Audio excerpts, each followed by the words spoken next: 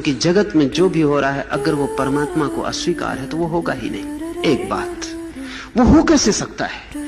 इसके तो दो ही अर्थ हो सकते हैं कि या तो परमात्मा को वो स्वीकार है और या फिर जगत में वैसा भी कुछ हो सकता है जो उसको अस्वीकार है। और अगर उसको अस्वीकार होके भी जगत में कुछ हो सकता है तो उसकी कोई शक्ति नहीं है, वो व्यर्थ है। और अगर उसके विपरीत भी कुछ हो सकता है तो उस नपुंसक परमात्मा को पाकर भी क्या करिएगा?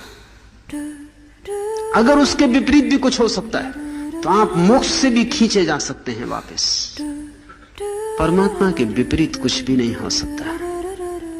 इसलिए जो आपको बुरा भी दिखाई पड़ रहा हो वो भी उसकी ही मर्जी से हो रहा है। और ये प्रतीति आते ही कि उसकी मर्जी ही अस्तित्व का आधार है।